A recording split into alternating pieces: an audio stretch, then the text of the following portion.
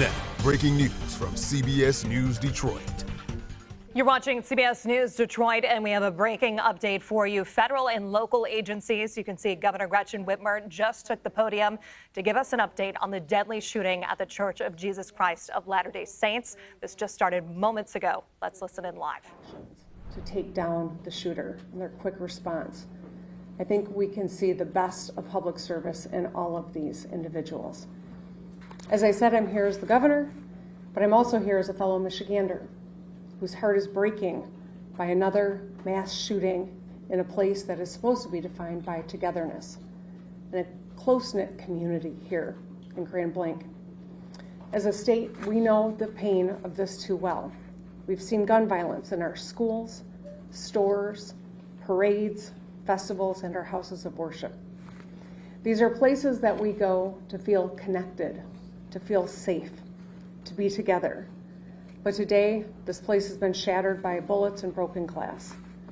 And this might be a familiar pain, but it hurts all the same. Every time. We cannot keep living our lives like this. I know that this community is reeling right now, and I want you to know that the state of Michigan has your back. Your grief is our grief. I ordered flags lowered statewide, and I spoke with President Trump yesterday, who wanted to share his condolences. We will be here every step of the way and coordinate a full response with our local and federal partners. Folks here at the township, at every level, have been working closely together. If there's one thing I know about Michiganders, it's that we get through hard things together, and that's who we are. That's how the good people here at the Grand Blanc Church of Jesus Christ of Latter-day Saints live their lives. They worship together, they sing together, and they serve together. And that's why I was so proud to see powerful statements from interfaith leaders across Michigan denouncing this attack on a house of worship. They grieved for this congregation as though it was their own. They spoke with one voice for the basic principle that we all believe in, that you should be able to pray in peace in our state, no matter who you are. I know that in the hours and days ahead, we will see the best of Michigan. We will see neighbors being neighborly, checking in with a call, bringing over some food, or offering a hug. We'll see medical providers work hard to save lives and treat those in need, with scars both seen and unseen. We will see this congregation unite and rally together like never before and continue worshiping together, singing together, and serving together. Because that's who Michiganders are. We will stay in close contact and continue to work together. Now, like everyone I know, we have lots of questions. How could this happen? What created this moment? Why? And that's motivated by a genuine motivation to understand, to learn, to prevent in the future. But I want to caution everyone. While we are working hard, while the good men and women who are working hard are doing so with due diligence at this juncture, speculation is unhelpful and it can be downright dangerous. So just ask that people lower the temperature of rhetoric. Keep your loved ones close and keep this community close to your hearts. Let's keep doing the work together. Let's be kind and let's love our neighbors. Thank you, and now I'd like to introduce the head of the Michigan State Police, Colonel James Grady. Thank you, Governor, and good afternoon. This community has been greatly impacted by yesterday's events. We are offering our deepest condolences to those affected by this tragedy. This horrific event is something that this community has never experienced. It is important at this time that we come together to support one another in this time of grief. We stand ready and willing to assist both our local and federal partners with any additional needs as this investigation continues. The Michigan State Police immediately responded alongside our public safety partners to secure the scene, provide support to our neighbors, with our emergency support team serving search warrants, The bomb squad and K-19 sweeping numerous locations for evidence and explosives. Additionally, our forensic science laboratories and our special investigation sections continue to investigate the officer-involved shooting and work alongside our federal and local partners. I'd like to take a moment for everybody to remember that last year we put together an initiative called Stop a Plot. While we are committed to keeping our community safe, we also need your help. Again, it takes everybody. 53% of mass attacks leave a trail of clues leading up to them. And 2/3 of mass attackers elicited behavior that caused concerns. So we are asking our communities to stay vigilant, and if you see something suspicious, please contact local law enforcement or 911 immediately. We will keep the family in our prayers here at MSP as they continue to cover and we work together. Thank you for your time. Next up, we will have from the AT. Thank you. We will have ATS Special Agent in Charge for Michigan, James Deere. Thank you, Ron. Good afternoon. My name is Jim Deere with ATF. I'm the Special Agent in Charge for ATF Michigan. On behalf of the men and women of ATF, I offer my deepest sympathy and condolences to this community and to the families affected by this tragedy, this horrific act of violence. There is no place in our society for this. There's absolutely no place. But it's become all too common, and as we know, we have become more and more desensitized. This community is hurting, and we are here to help them heal. As part of that healing process, ATF has brought in their national response team. This is a cadre of world-renowned investigators for arson and explosive incidents. They have been used all over the world, and they come from places as far as California, Hawaii, and they're here in Michigan now. They arrived last night, they've briefed, they're examining the scene, and that is what they're doing at this point. From ATF's perspective, I would encourage the community not to travel by the church. Those roads have been blocked off and access is controlled. While that might be a little disheveling for folks, we need that scene security for our investigators as they dig out this scene. So with that in mind, that's our ask for the community. We are also looking at the improvised explosive devices that were recovered during this investigation and looking towards that end as well.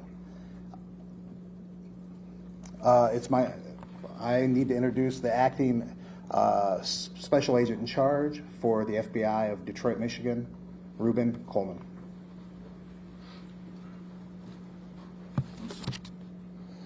My name is Ruben Coleman. I'm acting Special Agent in Charge of FBI Detroit Field Office, which represents the entire state. At this time, we wanted to provide an update on our investigative efforts regarding yesterday's tragic shooting at the Church of Jesus Christ of Latter-day Saints in Grand Blanc, Michigan. First, I want to express my gratitude for all the cross-agency collaboration between our federal, state, and local partners. Their support has been outstanding and critical to this investigation. We are in lockstep with our partners as we continue to work through this. As I mentioned yesterday, the FBI is investigating this as an act of targeted violence, and we are continuing to work to determine a motive. In the past 24 hours, our investigative squads and specialty teams have been out all night, exhausting leads, some of which have been coming in from the public via tips. Our special agents, victim specialists, child advocate forensic interviewers, and local partners have interviewed over 100 victims and witnesses to date and are continuing to interview individuals as we speak. Our Evidence Response Team, or ERT, which is a specialized team of special agents, intelligence analysts, and professional staff, are trained to process crime scenes and collect evidence. They were out all night and continue processing the scene as we speak. Our field office has stood up national equities for support. We are engaging with our Behavioral Analyst Unit, or BAU, and have received support from our Quantico Labs Division to analyze evidence collected to date. We received assistance from our FBI field offices across the country to support this case and follow down leads. While our focus is on this investigation, we want to continue to keep the victims and their families in our thoughts as they navigate through this incredibly difficult time. Please continue to reach out to the FBI via 1-800-CALL-FBI or submit tips at tips.fbi.gov. Thank you. Chief?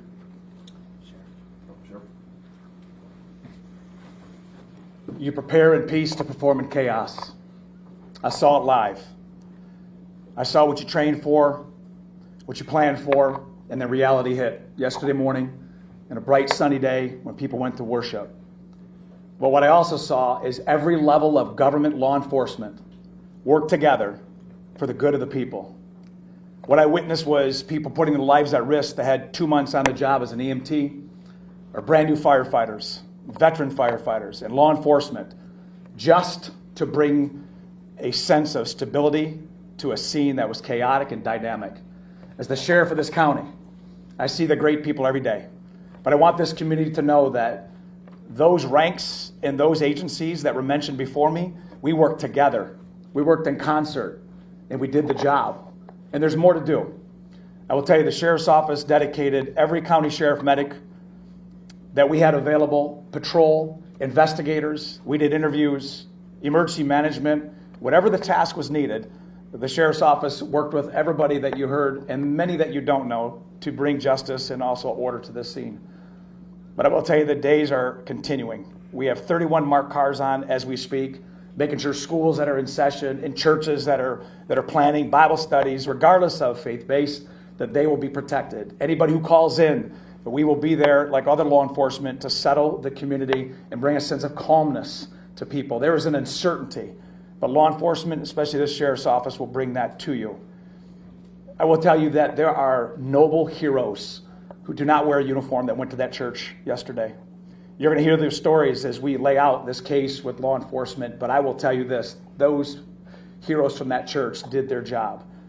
And it was led because of a police department. So law enforcement from this township is led by a chief who demonstrated leadership right out of the gate. And my honor is to announce him as the final speaker, Chief Rennie of Grand Blanc Township. Thank you, Sheriff. Evil. This was an evil act of violence. That's exactly what this was. And this is not Grand Blanc. This does not define Grand Blanc and who we are. We are a community, and I am confident that together we're going to build a stronger community due to this incident. Now, an update. This left 5 people dead, 8 people injured. As I said, this is an evil act and does not define Grand Blanc or who we are. At this time, what we know is everyone has been accounted for. We still are in the process of clearing out that church, but at this time, everyone is accounted for. We ask that you stay away from the scene. Let us work to clear this call so then we can get back to normal. That's what we all want. Grand Blanc Township police officers, the community of Grand Blanc Township, we're hurting. And we know that you are hurting as well with us. I want to remind you that we had the Family Assistance Center open. They will be open Monday and Tuesday at the Genesis Athletic Club from 8 a.m. to 8 p.m.